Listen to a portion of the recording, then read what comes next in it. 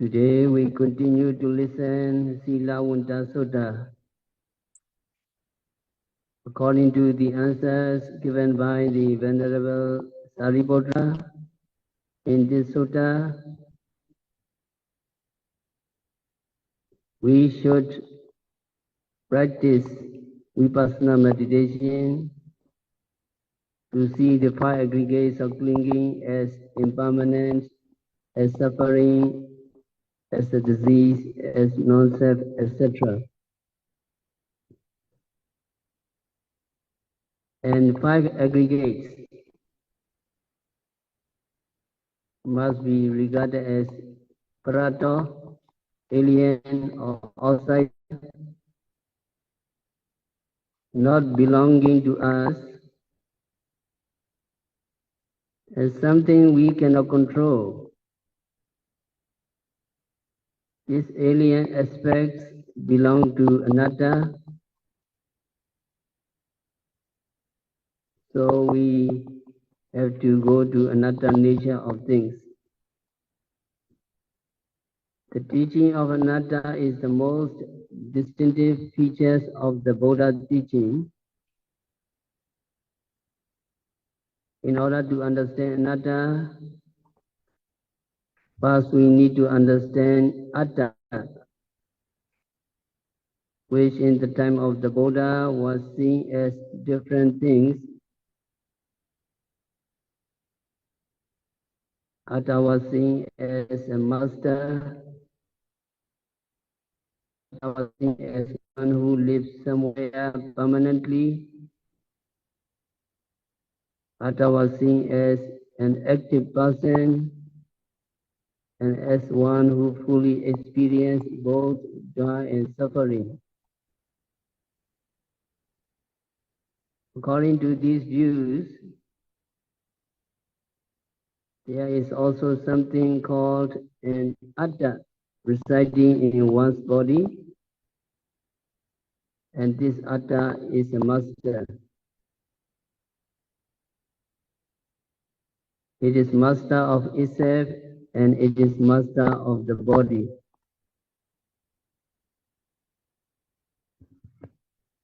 People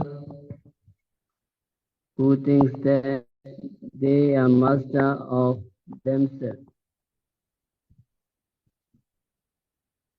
although we think that we can think of whatever we want to think, if we try to train our mind on one object, we see that we are not master of ourselves. We are at the mercy of our mind.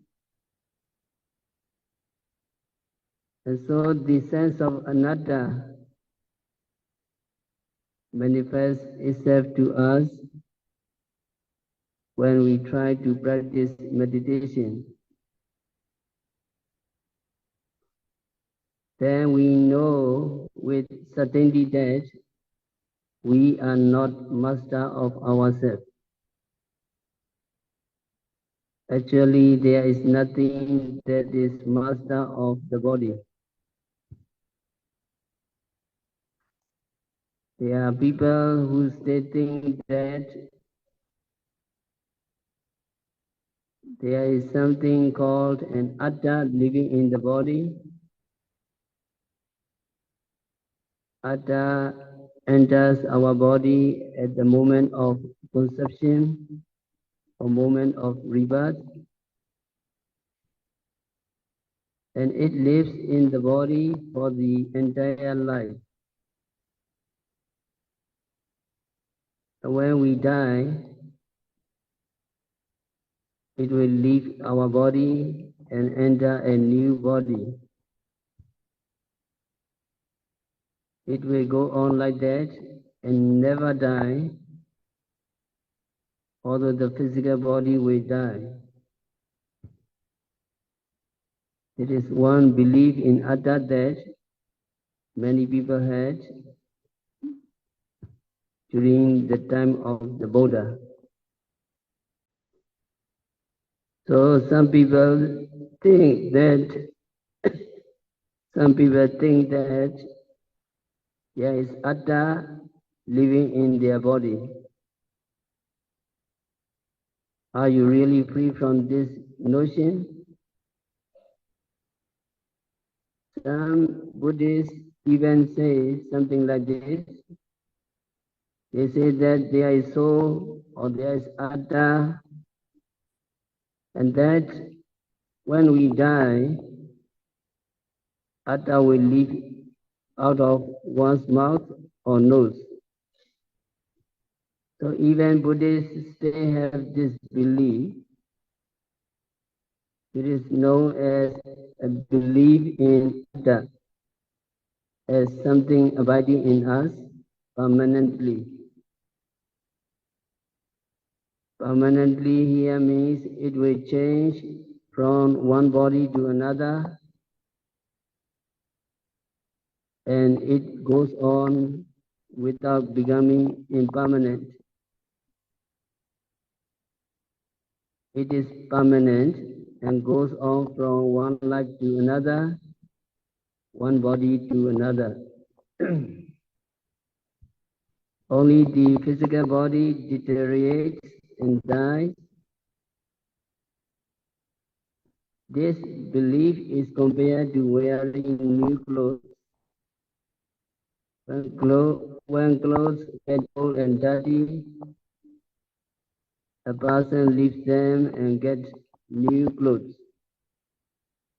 In the same way, this atta resides in the body, and when the body becomes old and dies, the atta will move into another new body and so on. And there are also people who believe there is an atta, and that atta does everything we do. When we do something, it is not we who do the action, but the atta. Whatever we do is actually the actions of atta. That is one view of atta. There is another view that it is atta that experiences. It is atta that enjoys or suffers. When we enjoy something, it is not we who enjoy, but the atta that enjoys. And when we suffer, it is the atta that suffers. Whenever we experience anything, it is the atta that experience, not we. For those who believe in this way, atta is very real. And when Buddha appeared, Buddha rejected all of these theories. And in his second sermon, Anatta Sutta, Buddha taught that Rupa Anatta, body is not atta, body is not self. Vedana Anatta, feeling is not self. Sinya Anatta, perception is not self. Sankara Anatta, mental formation are not self. Vijnana Anatta, consciousness is not self. Because Buddha knew the truth of anatta, he rejected the view of permanent entity, the view of atta. So it is important that we see the anatta nature of the aggregates of clinging. It is important that we see the anatta nature of mind and matter. In order to see the anatta nature of things, we are now practicing vipassana meditation. Only through vipassana meditation can you see that Rupa and others or the five aggregates are not self and not atta. And there is no atta in body, there is no atta in the five aggregates. When you practice vipassana, you watch your mind and matter, you watch your thoughts, emotions, the breath, the movements of the movements of the abdomen, and so on. And when your concentration or understanding becomes mature, you begin to see the object, you begin to see mind and matter, or you begin to see the five aggregates clearly.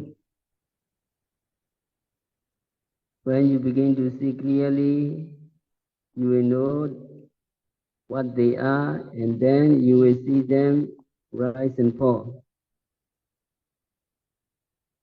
You will see that at every moment there is the object that is noted, the mind that notes. You can find only two things at every moment of your meditation. When you are mindful of the breath, there is the breath and there is awareness. There are only these two things. There is nothing in the form of a person administering the mindfulness of the breath. At such moments, we see only the breath and mindfulness of the breath, and there is nothing more. We cannot see atta there. When you practice vipassana meditation, you see only the breath and mindfulness of the breath. You see only the movements of the abdomen and mindfulness of the movements of the abdomen. And there is nothing more. You cannot see atta there.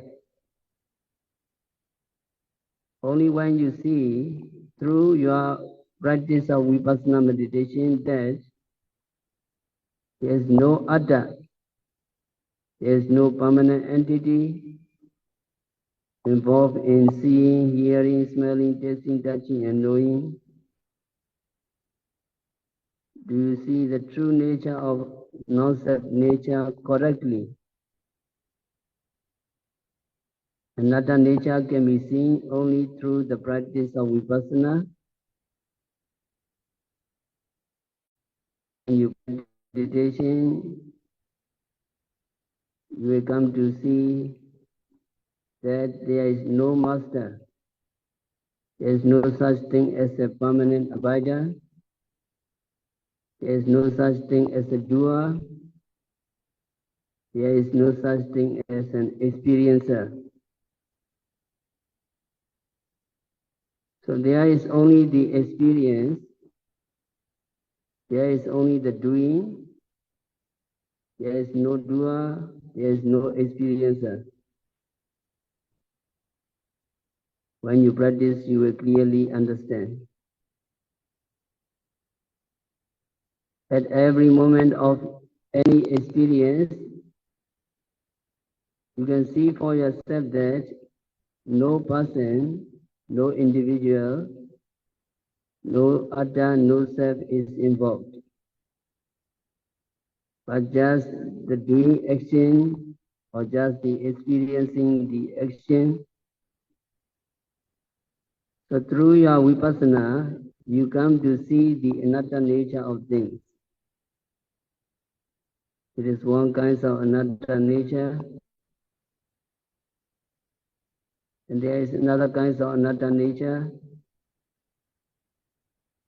which is not subject to any authority or control. When you see mind and matter arise and disappear, you know that you cannot interfere with that process. You cannot tell them, wait for a moment, just stop arising, stop disappearing. You cannot do that. You cannot have any authority over them. Actually, we all are helpless. Our mind and matter just arise and disappear by their own nature, by their own free will, and not at our free will. It is also an aspect of anatta, having no authority over the process, that is unsusceptible to authority. In order to know the anatta nature, we need to know three things. What is anatta? What is the characteristics of anatta? And what is anatta nupassana? What is anatta? 5 aggregates. The same 5 aggregates are not self, and the same 5 aggregates have no self. When you find the word anatta, you must be careful. Sometimes it is translated as meaning without atta. Instead, let us say that rupa is without atta. That would mean that there is atta, but rupa is without atta. So anatta really means not atta. So it is the negation of rupa being atta. So when we say body is non-self, body is rupa is anatta, we mean rupa is not atta, rupa is not soul, rupa is not self. The word anatta comes from na and atta. Na means no, and atta means self. So anatta means no self. It can also mean no self. And when we extend the meaning, it can mean we cannot have any authority over it. And also it means the 5 aggregates have no core. Some trees have an inner core, the heart wood, but rupa, body, etc. have no such core that lasts forever and is permanent. So anatta has 3 meanings: no atta, not subject to authority, and no core. It is not atta because atta can mean authority and core. So when we say anatta, we mean one of these 3 things. It is not atta. We don't have any authority by it, or it has no core. It is called the characteristics of anatta. The fact that we cannot exercise any authority over it points to it being anatta. So what is it that is anatta? The 5 aggregates. What is the mark of anatta? Having no authority and also having no core or being no core. Understanding that the 5 aggregates are anatta, through observation of the five aggregates or during the observation of the five aggregates is called anatta-nupassana, repeated seeing or repeated observation of anatta. So look at your paper, page number 5. Page number 5, number 17 and 18. What is it that is anatta? What is it that is anatta? The five aggregates. The five aggregates are not self. The five aggregates are not self. And 18. What is anatta-nupassana? Answer. Understanding that the five aggregates are anatta. Understanding that the five aggregates are anatta through observation of the five aggregates by repeated seeing or repeated observations of anatta. So that is repeated seeing and repeated observation of anatta during your practice of meditation. And how about nirvana? Nirvana is also anatta because it is not atta. But nirvana is not mentioned in the discourse or in the Visuddhimagga because the context here is vipassana. So when you practice vipassana, you take the five aggregates of clinging as object, but you do not take nirvana as object. The purpose of vipassana is to see the three characteristics, nature, dukkha, and anatta. Nirvana has none of these three characteristics.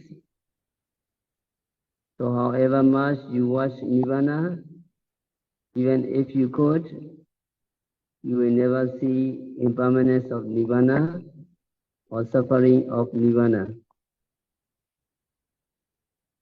And the characteristics of impermanence, suffering, and non-self or no-soul are called the general characteristics of all conditioned phenomena because they are found in all conditioned phenomena. That means in all aggregates, in all mind and matter.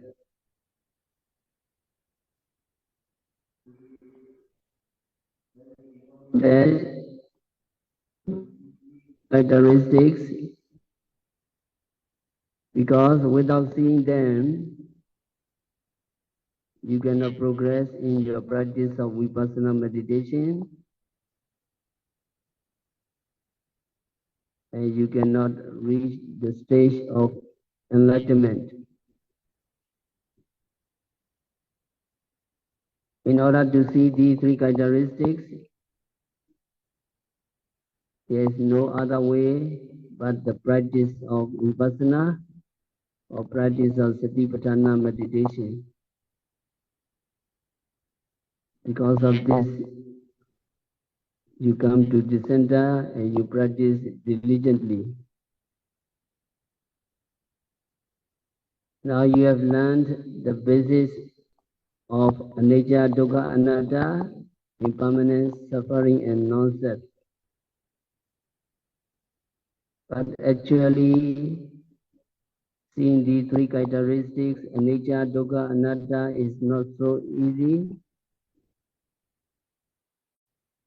So there are certain barriers that conceal them.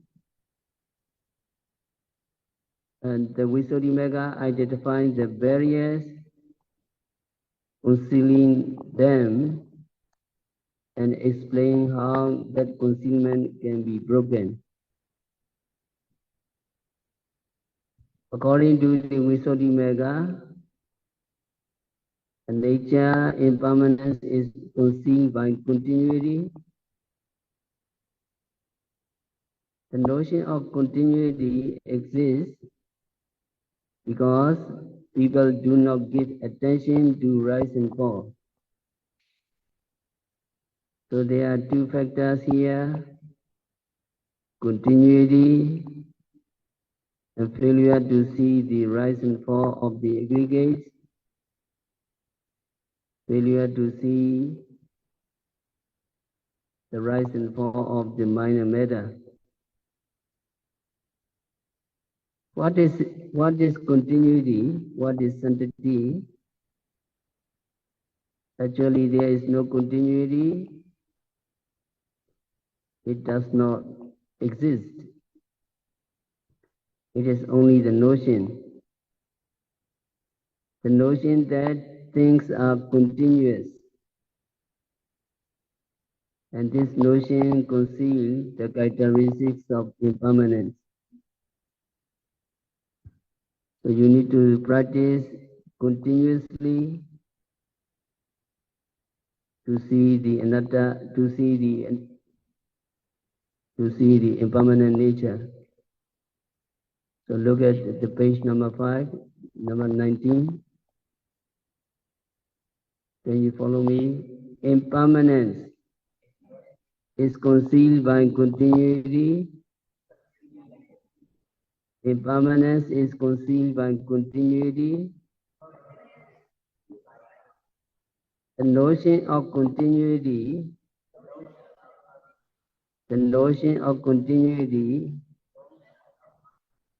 exists because people do not give attention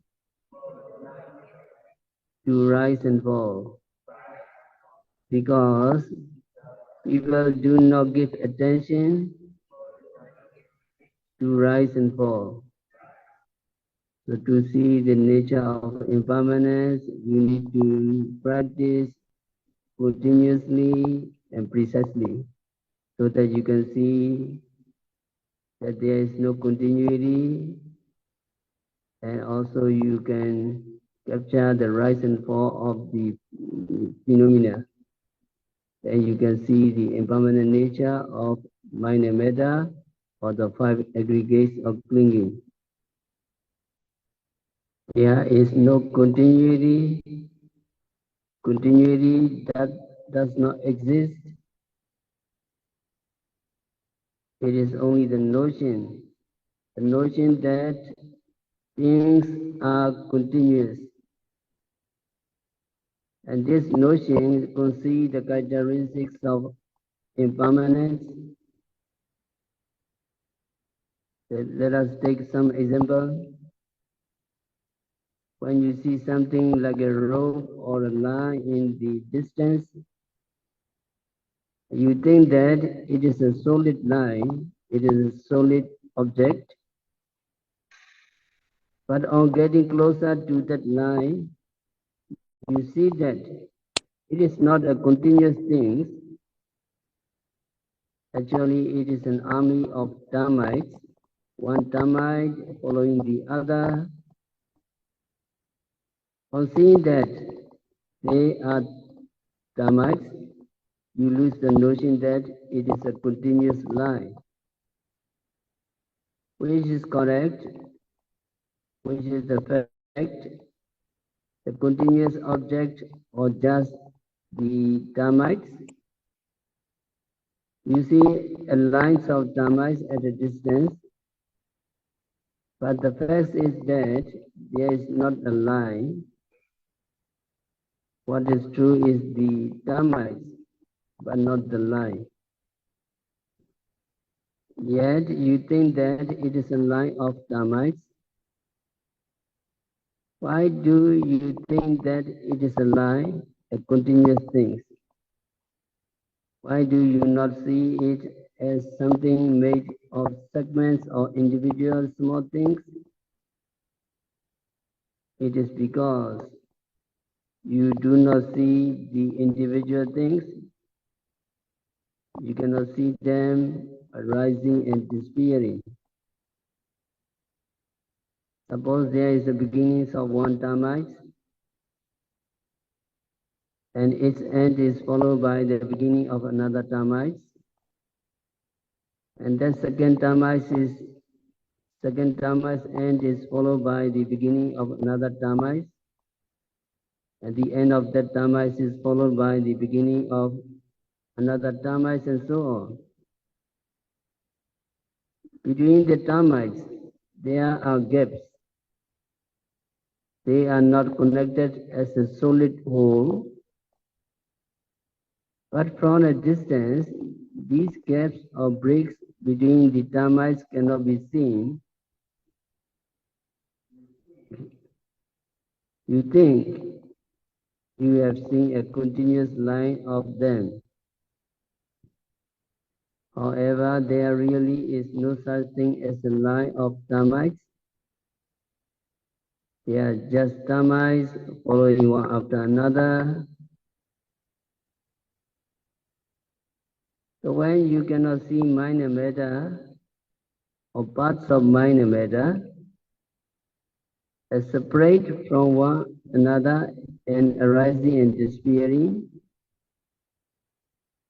you may think they are a continuous flow. Although you have read or been taught that they are not continuous and are composed of small parts, if you do not meditate and do not really see the arising and disappearing, you stay thinking in terms of one continuous thing. What do you think? Your body today is one continuous process from your body yesterday, or that you have the same body that you had yesterday, or is it a different body? At every moment, our material particles are arising and disappearing, but we do not see them. Only when we practice vipassana meditation diligently can we see them. When we see the material particles arising and disappearing, one material particles arising and disappearing, followed by another material properties and so on, only then will you be able to get rid of the notions of continuity, notions of sanctity in Pali.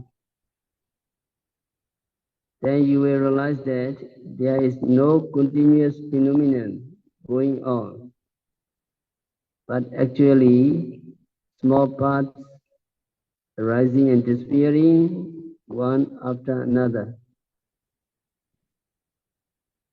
It is the same with our mind. We think that we have the same mind and that we had 10 years ago, last month or yesterday, but through our diligent vipassana practice, we will find that our mind is new at every moment. In one moment there is one mind or one consciousness, then it disappears and is followed by another type of consciousness, which disappears and is followed by another type of consciousness, and so on. When you see them as separate moments falling one after another, you are able to break the notions of continuity, sanctity in Pali. Once sanctity is broken, once continuity is broken, you will have no sense of continuity, and the characteristics of anatta, impermanence, becomes clear to you. So because of this, when we practice vipassana meditation, we need to practice continuously, meticulously, diligently, sincerely. So we will continue tomorrow. We have to stop our discourse for today. By practicing vipassana meditation, by observing every phenomena occurring at the six senses, continuously and diligently, may all yogis be liberated from all suffering. May all yogis realize the real peace in the very near future.